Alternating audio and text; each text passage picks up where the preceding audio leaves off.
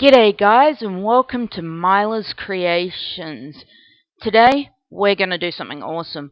It's finally here. I've been promising it, but we're going to do it. We're going to make a real life erupting volcano. That's right. We're going to turn this lump of Play-Doh into a real life erupting volcano. There's going to be lava spewing everywhere. The villagers are going to be running for safety. It's going to be a disaster. And most of all, it's going to make an epic mess. Because who doesn't like to make a mess? So, we're going to start with our Play-Doh. If you remember in a previous video, I showed you how to make it. And I'll chuck that link down in the description for you guys, just in case you forgot.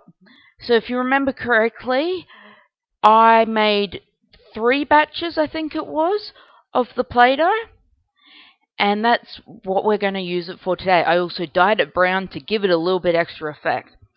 So to begin with, we need to start with a volcano shape. You can't have a real-life erupting volcano without a volcano shape. So with that Play-Doh, you want to turn it into a bit of a cone shape, just like you're building a sandcastle at the beach. Play-Doh is just a little bit more pliable and it won't come collapsing under you. Every volcano, it kind of tapers down at the bottom, so press around the base once you've got that cone to give it a stronger platform, and also to give that better look to it. Now you might have to just build up from there your cone shape like I have. Just have to build it up and make it as big as you can possibly do. Once you've got it a good height, you need a hole in the middle. That's where we're going to put our ingredients to make this thing erupt. And there's always a big crater in the middle of a volcano where everything spews from, isn't there? Alright, so once you've got that, it's starting to look like a volcano. It looks great. We need our ingredients. So, we're just making sure that the hole's going to be big enough, because you can make it any size you want, but I've used a nice size cup.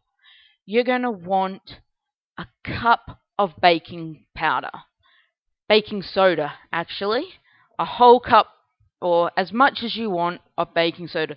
The more baking soda you have, the better the eruption is going to be. Once you place that cup down, you can tuck the Play-Doh around it, just so that it hides the cup and it gives a more authentic volcano look to it. You look in the middle of a volcano and you're not going to find a cup in the middle of it, are you? Alright, your next step. You are going to grab some food coloring. Now I've got red because lava, it looks red, it looks orange, and I only had a limited amount of food coloring available. You're going to get a cup of vinegar, just plain white vinegar, and you're going to scoop that food coloring into the vinegar. Now, I reckon it would be much easier if you use liquid food coloring, because then you don't have to worry about trying to get the gel to break up and everything. Plus, my food coloring is something like 10 years old or something.